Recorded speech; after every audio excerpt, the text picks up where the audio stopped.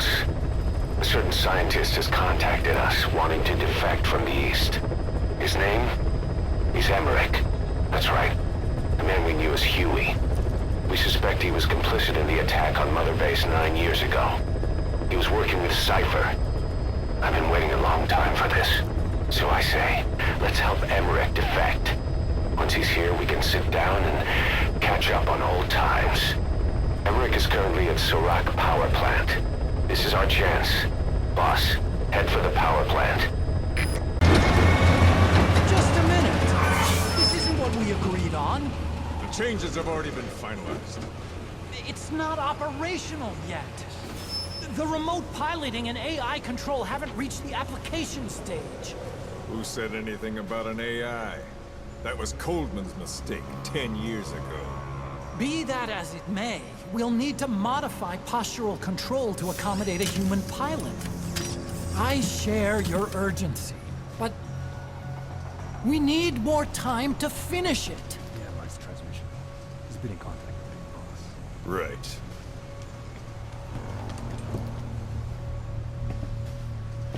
Planning on leaving us, Doctor? Huh?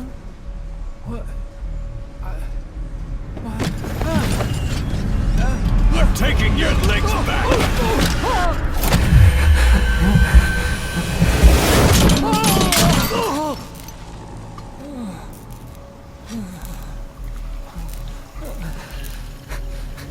So you're just gonna kill me? Sahelanthropus is mine now.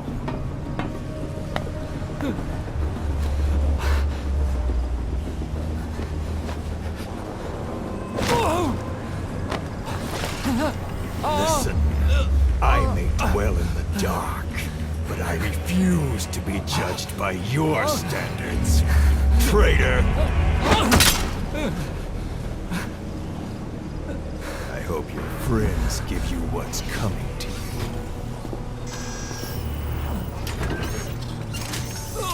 Take him to the base. Yes, sir. Transporting Emmerich to the base camp and returning to base. We're shutting down. All units, strike camp and clear out. We still have use for him.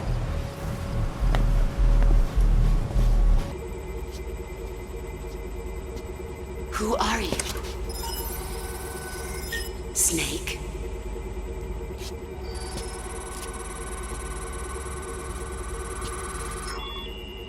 It's not you, is it?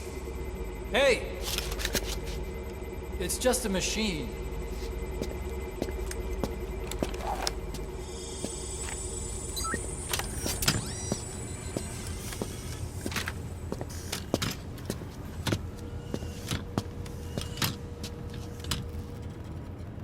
Are you? Dr. Emmerich. Snake? Hey, what gives? Ah! Let me go! No! Give me back my legs! Right on schedule. Now bring him back to Mother Base.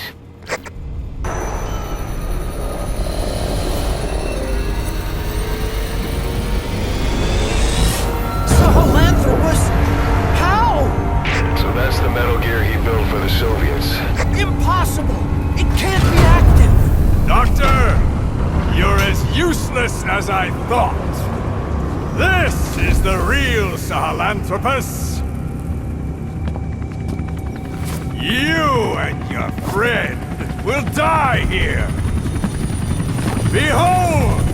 Today is the day weapons learn to walk upright!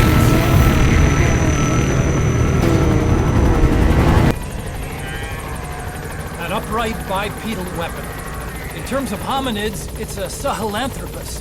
How did they complete it without me? We'll hear the rest back at base.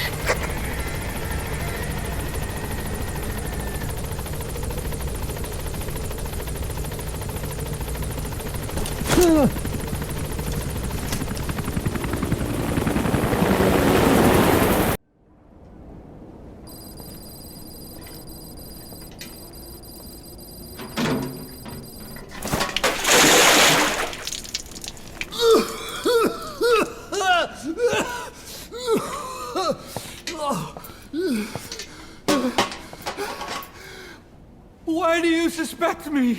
What did I do? I'm on your side. What about him?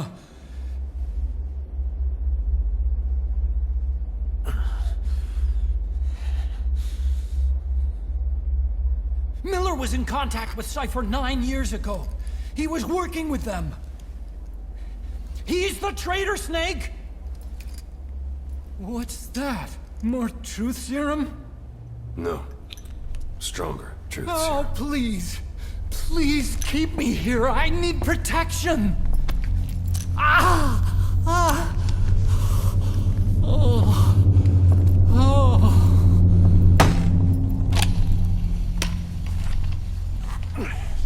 Oh. Why? You're the odd one out. Why me? We all lost something, What? except you.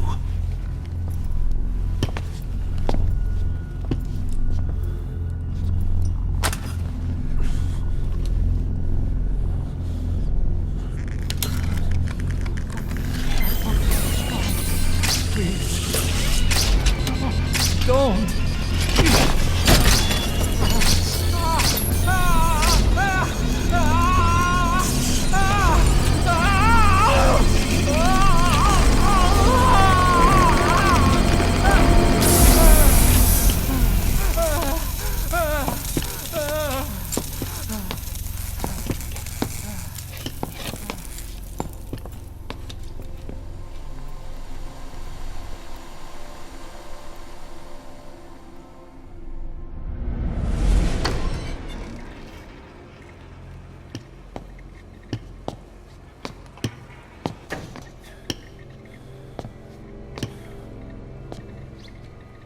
Truth serum isn't working.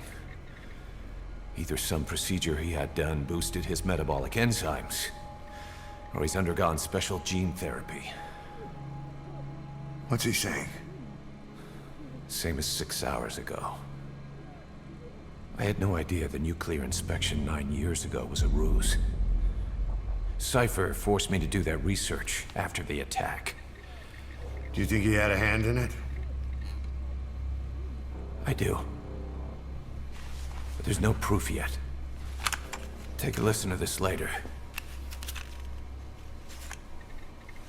We need proof before we can pass judgment. Keep an eye on him. And don't tell anyone he's here. We'll have him continue his research in there. It's for his own good. The older guys will want his head. We can't guarantee his safety if we let him out. Boss.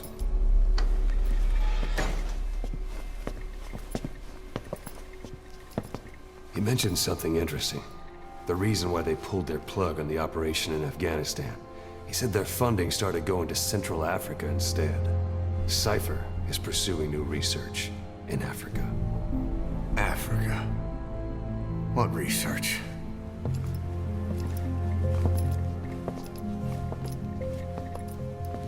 Emmerich doesn't know the details, but one thing he said does make sense. That Sahelanthropus alone isn't enough to cause an RMA. He claims that what they're doing in Africa is the missing piece. A weapon to surpass Metal Gear. Meaning it's not just another nuke. It wasn't just Cypher. Back in the Caribbean, every eye in the world was turned on us. A private army, just a bunch of guys with guns, in possession of a nuke? Why wouldn't they be uncomfortable? And that's why you made sure the inspection happened. Well, I thought our best move was to prove to the UN through the IAEA that we had no nuke. Of course, I was against us having it in the first place, but that was Snake's decision. The boss wasn't responsible. Well, don't get me wrong, I still believed in Snake. I thought I was making the best decision for all of us, that's all. I figured we should get a third party to exonerate us before proof of the nuke did get out. And who better to do that than an organization with international authority? So the truth is, you took it upon yourself to agree to an inspection arranged by the UN. Only the inspection was a ruse, and Cypher's strike force, XOF, showed up instead. I had no idea that would happen. Enough bullshit! Oh, sure, like I could have known. You know, I was just trying to prove our innocence to the world. What's wrong with that? We're not interested in the excuses you thought up. The truth is objective. Just see it from my point of view. You led XOF to the control tower. They seized it, giving them complete control over the base. Moments later, they detonated C4 on the strut legs. Anyone who'd managed to survive was hunted down by the assault force and their choppers. You can't believe I did that on purpose.